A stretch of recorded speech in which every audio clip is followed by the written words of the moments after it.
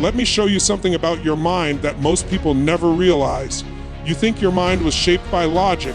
You think it was shaped by facts. You think it was shaped by education. But that's not how it happened. Your mind was shaped by repetition, emotion, not what you heard once, not what you understood once, but what you felt over and over again.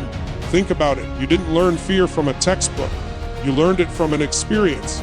You didn't learn confidence from a lecture.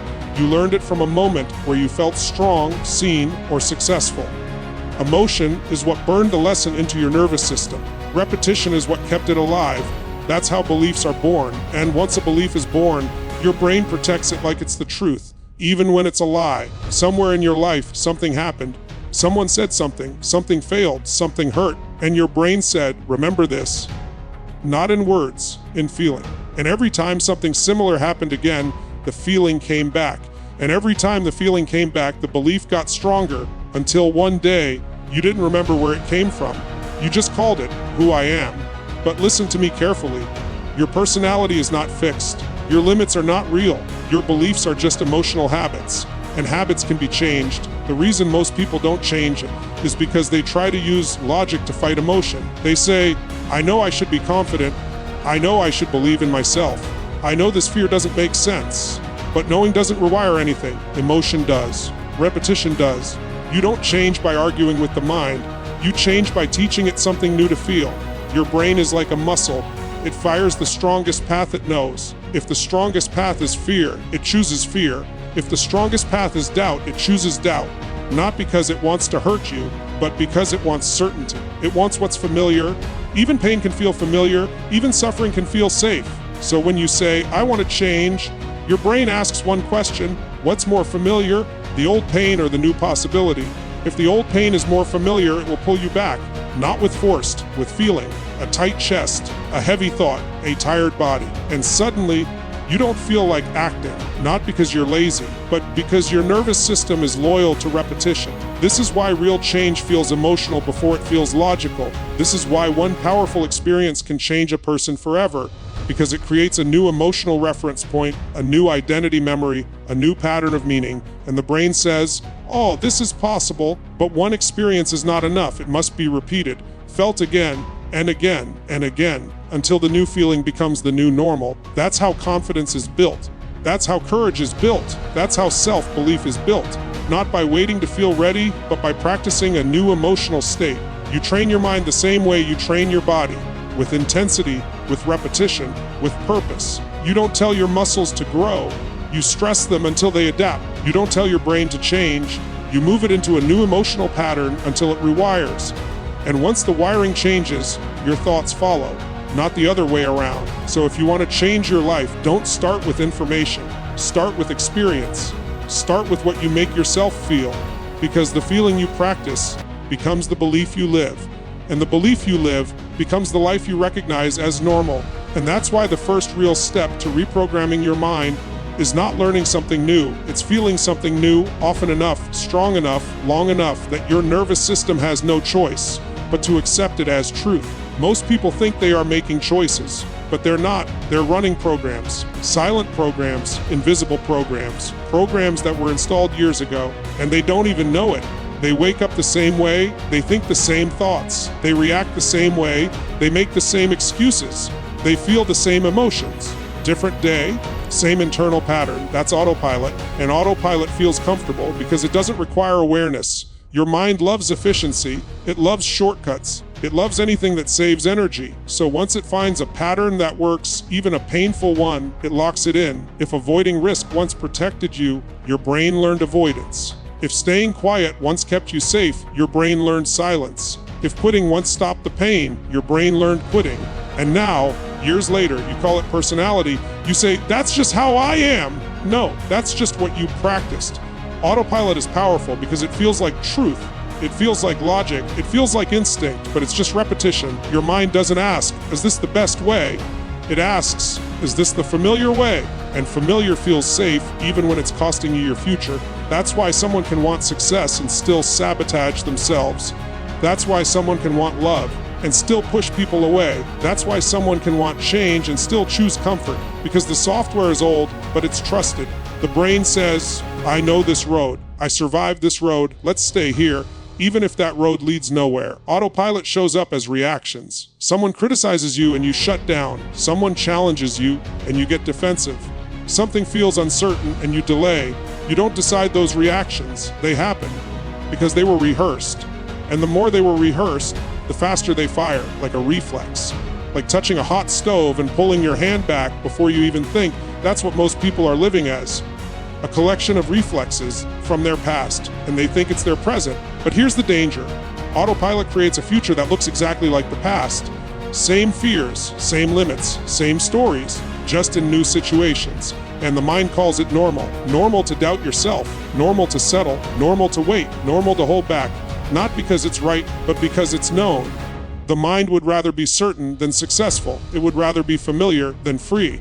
So it keeps playing the same mental playlist. I'm not good enough. This is too hard. What if I fail? What will they think? I'll do it later.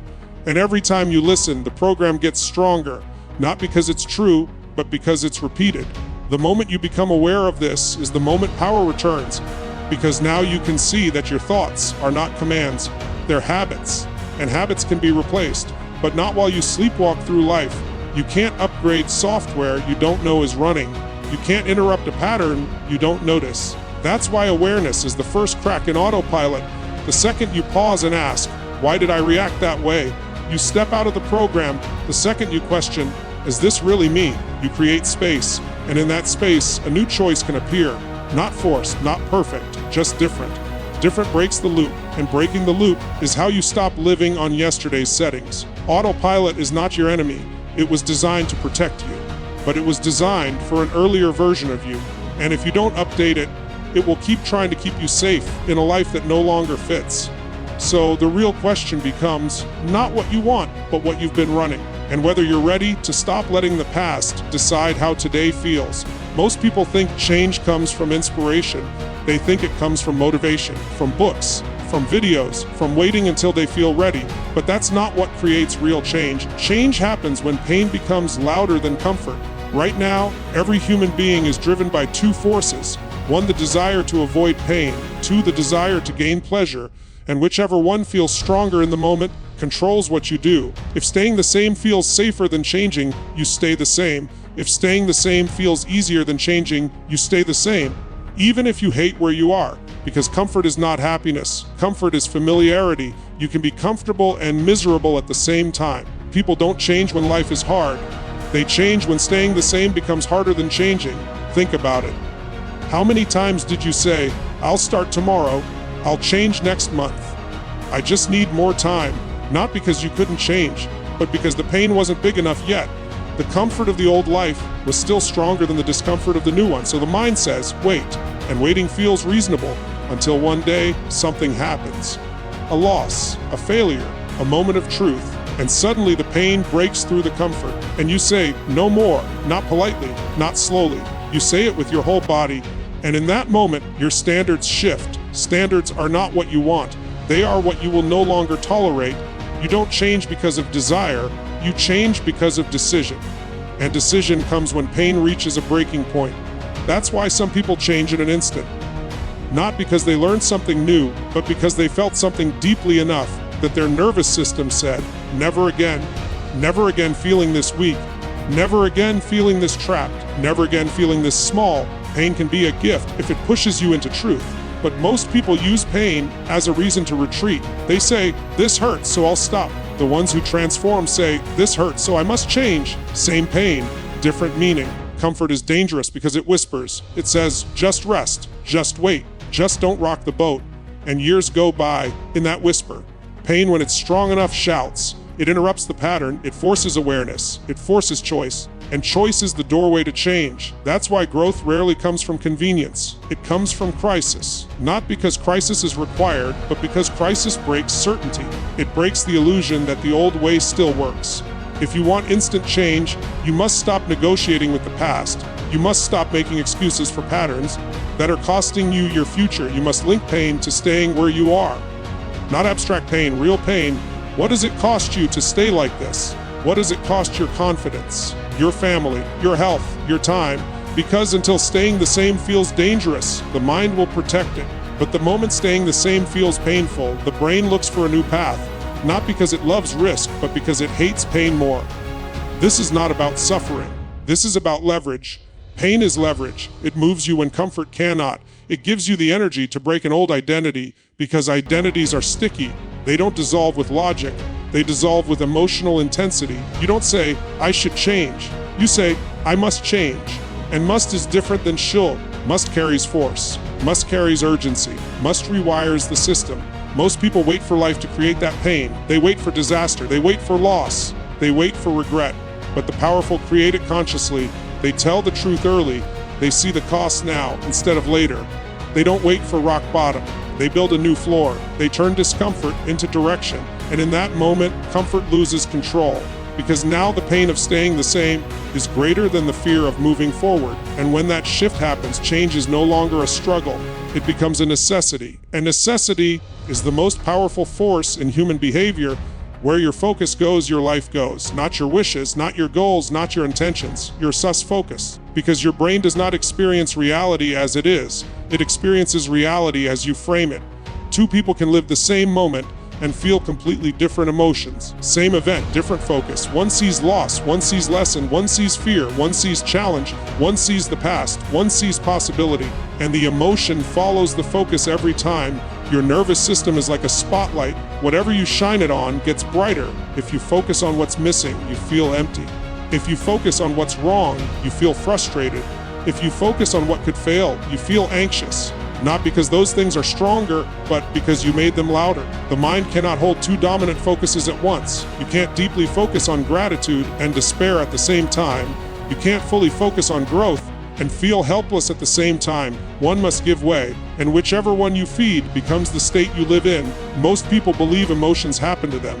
They say, I woke up feeling bad. I can't help how I feel. But emotions don't come from nowhere.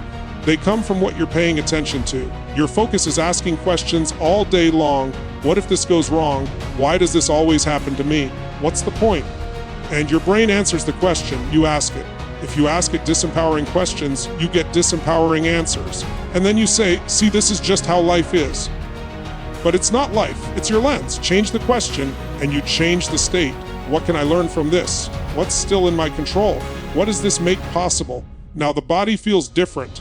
Now the breath changes. Now the energy rises. Not because the world changed, but because the filter changed. Your focus decides what your nervous system interprets as important, and your nervous system creates emotion to match importance. So if you focus on threat, you feel fear. If you focus on loss, you feel sadness. If you focus on opportunity, you feel drive. Same brain, different direction. This is why people stay stuck. They don't lack strength. They lack focus control. They replay what hurt them. They replay what they failed at. They replay what went wrong. And every replay recreates the emotion. The body doesn't know the difference between a memory and a reality when focus is intense. So they live yesterday over and over again in their nervous system. Not because it's true, but because it's familiar. And familiarity feels like truth. But focus is a muscle, and like any muscle, it strengthens with use. If you train it to see danger, it gets good at seeing danger. If you train it to see solutions, it gets good at seeing solutions. If you train it to see growth, it gets good at seeing growth. This is not positive thinking. This is disciplined perception. You are not pretending things are easy. You are choosing what deserves your energy, because energy follows attention, and what you energize, you experience. When your focus shifts, your posture shifts. When your posture shifts, your breathing shifts. When your breathing shifts, your chemistry shifts. And when your chemistry shifts, your identity shifts. You don't need a new personality, you need a new pattern of attention. Most people wait for emotion to change before they change focus.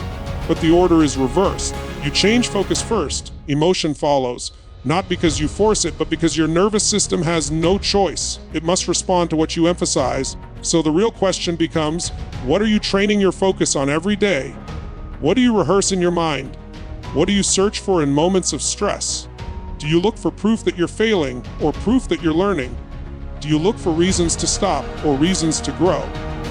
Do you look for what's out of your control or what's still in your hands? Because your answers are shaping your emotional home, and you always return to your emotional home.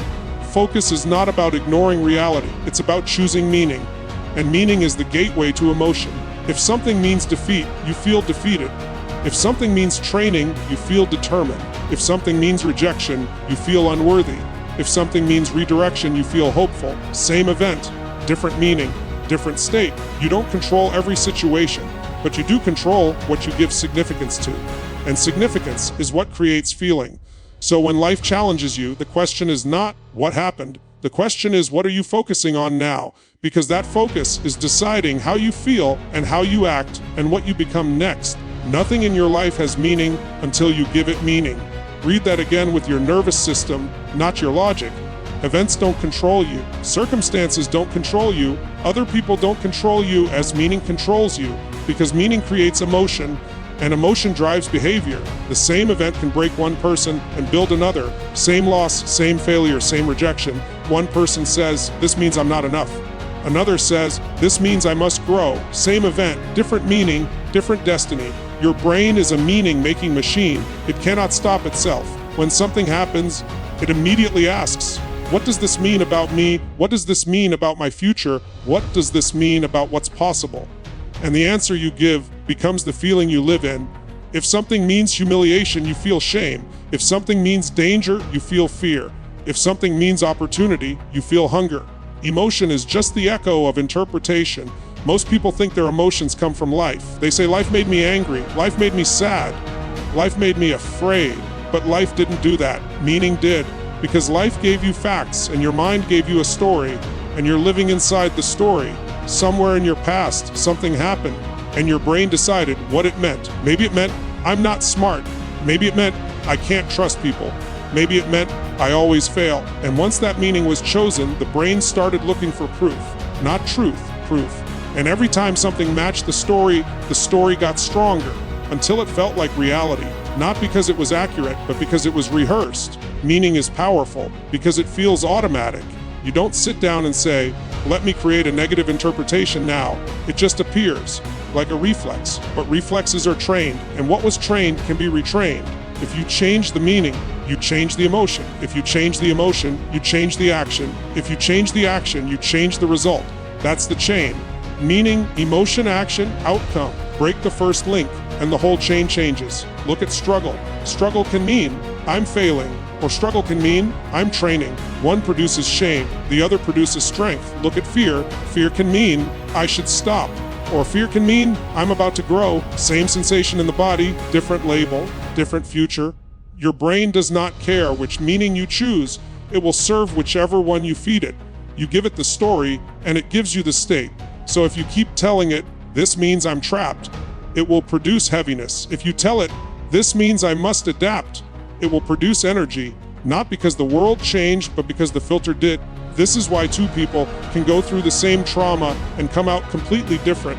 One builds an identity of weakness. One builds an identity of wisdom. The difference is not the pain. The difference is the meaning assigned to the pain.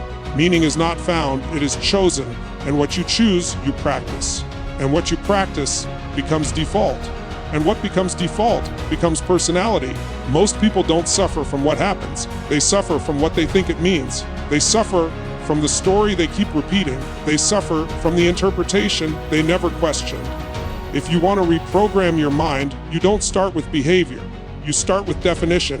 What does failure mean now? What does challenge mean now? What does effort mean now? What does fear mean now?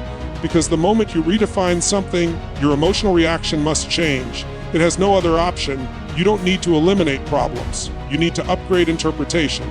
Because problems with powerful meaning become purpose. Pain with powerful meaning becomes fuel. Fear with powerful meaning becomes focus. Life will keep happening. Loss will happen. Mistakes will happen. Uncertainty will happen. That part is not optional. Meaning is. And meaning is where your power lies. So the question is never what happened. The real question is, what did you decide it means? And whether that meaning is building you or shrinking you.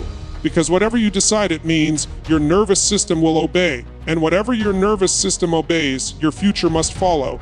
Your body is not just carrying your mind. Your body is teaching your mind what to believe. Most people think change starts in the head, with thinking, with analyzing, with understanding. But the brain listens to the body faster than it listens to words. Before you finish a thought, your posture has already sent a message. Before you decide how you feel, your breathing has already chosen a state. The body goes first. The mind follows. Look at someone who feels defeated. Their shoulders drop, their chest collapses, their breathing gets shallow, their eyes stop reaching forward. Now look at someone who feels powerful. They stand tall, they breathe deep, their movements are certain, their eyes look outward. Different body, different chemistry, different thoughts. Not because they decided to think differently, but because their physiology changed first. Emotion is not a mystery, it's chemistry. And chemistry is driven by motion. When you move differently, you feel differently.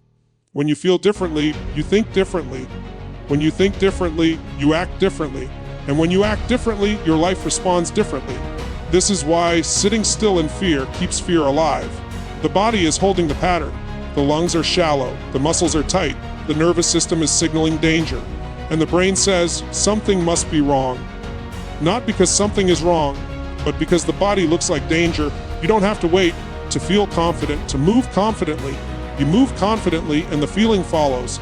You don't wait to feel strong to stand strong. You stand strong and the emotion changes. Motion creates emotion, not metaphorically. Chemically, your posture controls your hormones. Collapsed body creates stress chemistry. Open body creates power chemistry. One signals threat, one signals safety and capability. Same mind, different signal. This is why people can talk themselves into feeling worse. They sit still, they look down, they breathe shallow, they replay problems, and they call it thinking. But the body is rehearsing defeat. Change the body and you interrupt the pattern. Stand up, breathe deeper, move faster, lift your chest, use your voice. Now the brain is new data. It says, this is not collapse, this is not fear, this is readiness, and the state shifts. Not through willpower, but through wiring. The nervous system doesn't respond to logic, it responds to signals. And your body is the loudest signal you have. Think about stress. Stress is not created by problems. It's created by how your body meets problems. Same challenge, different posture, different experience. If you meet difficulty with tension and stillness, your brain calls it danger. If you meet difficulty with movement and breath, your brain calls it engagement. Same challenge, different interpretation. Your habits of movement become habits of emotion. If you move slowly, life feels heavy. If you move sharply, life feels urgent. If you move with rhythm, life feels purposeful. You don't need a new personality. You need a new pattern of motion. Most people wait until they feel like changing before they change. But feelings are the result, not the cause. You act your way into a new state. You don't think your way there. Your brain is constantly asking one question from your body. Are we safe or are we strong? Your breathing answers, your posture answers, your movement answers, and the brain believes the answer. This is why athletes don't wait for motivation.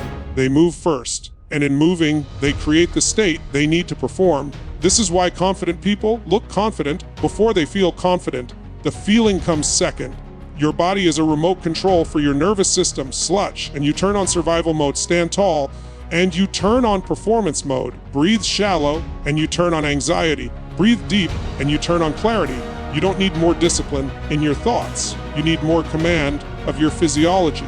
Because when your body changes, your brain must adapt. It has no choice. This is not pretending. This is training. You train your mind by training your movements.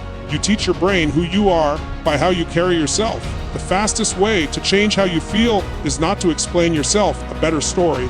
It's to show your nervous system a stronger posture. You are not stuck in a mindset. You are practicing a body pattern.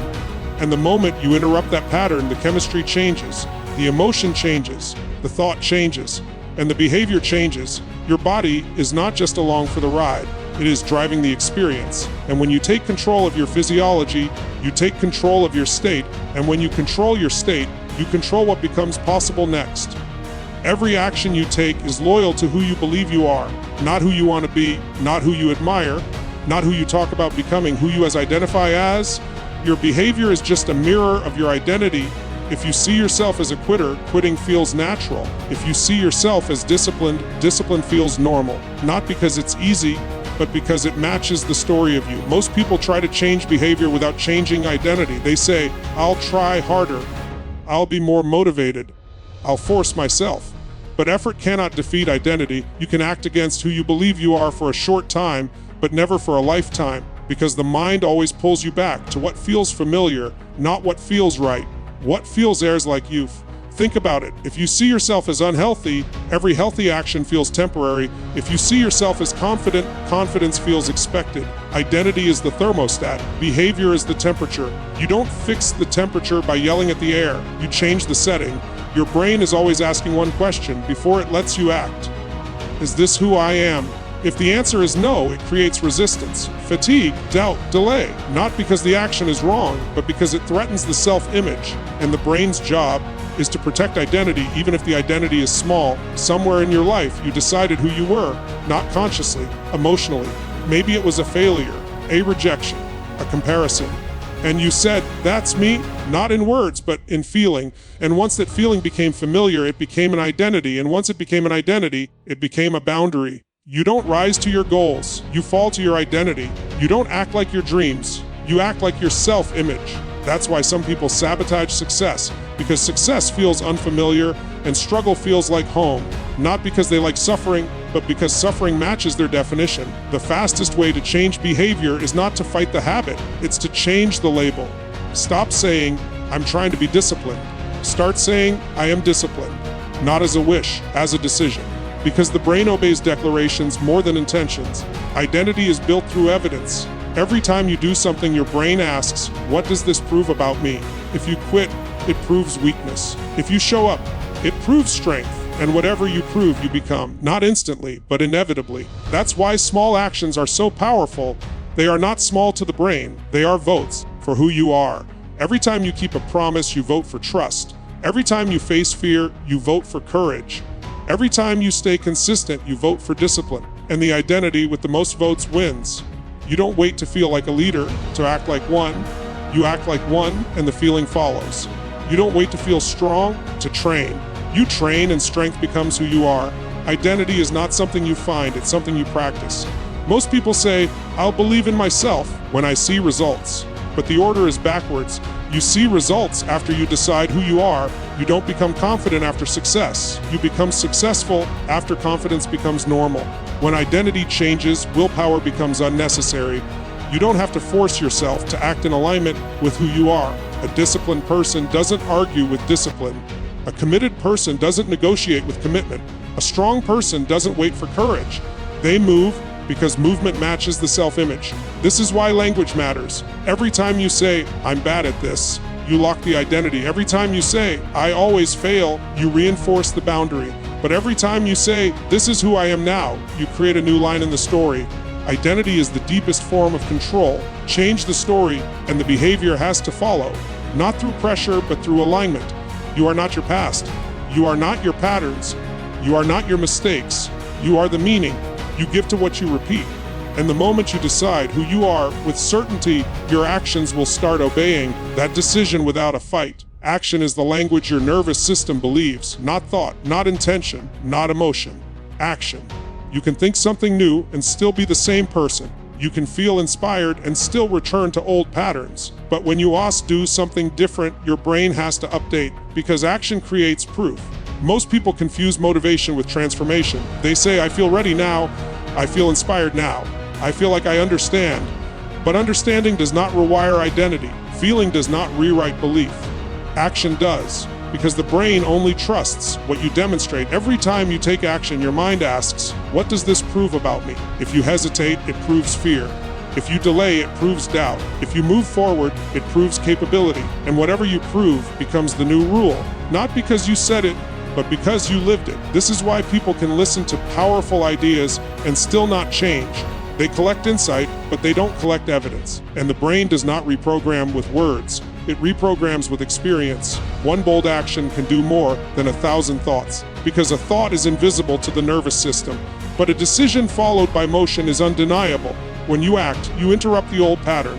Old pattern says, wait. New action says, move. And the brain feels the difference. It says, this is new, this is unfamiliar, this must mean something has changed. Identity does not change because you want it to. It changes because you behave differently long enough for the brain to accept it. And the fastest way to make that happen is to create an action that contradicts the old story. If the old story says, I'm weak, do something strong. If the old story says, I'm afraid, do something brave. If the old story says, I can't, do something anyway, not perfectly, not comfortably, but deliberately. The nervous system learns by contrast. When you do what you've always done, it stays the same. When you do something new, it pays attention. And attention is the doorway to change. Most people wait until they feel confident before they act. But confidence is the result of action, not the requirement. You don't act because you believe. You believe because you acted. That's why small actions matter so much. They are not small to the brain, they are proof of direction. Every step forward tells the nervous system, this is who we are now. Not because the step was big, but because it was chosen. Action is how you install a new identity. You don't say, I am disciplined, and hope it's true. You behave with discipline and let the brain catch up. You don't say, I am confident, and wait. You stand, speak, move, like confidence is normal, and let the chemistry shift. Repetition locks it in. One action creates awareness. Repeated action creates wiring. The brain says, this is not a fluke, this is a pattern, and patterns mean personality. This is why excuses are dangerous, because every excuse is also an action. The action of stopping, the action of avoiding, the action of delaying, and those actions are teaching the brain what kind of person you are. Your life is not shaped by what you plan, it is shaped by what you do when it's uncomfortable. Because discomfort is where identity is forged. The brain remembers moments of decision, not moments of thought. It remembers when you stood up, when you spoke up, when you tried again, when you refused to quit. Those moments become reference points, and reference points become belief. You don't need to change everything today. You need to do one thing that proves you are not the same person, one action that doesn't fit the old story, one move that says, that was me then, this is me now. Action is not just movement, it is meaning in motion, it is belief made visible, it is the mind learning through the body that a new version exists. And once the brain accepts that a new version exists, it starts supporting it, not fighting it, not doubting it, supporting it. So the real question is not what you know, it is not what you feel, it is not what you want. The real question is, what are you doing that proves who you are becoming? Because the action you repeat is the identity you build. And the identity you build is the future you live.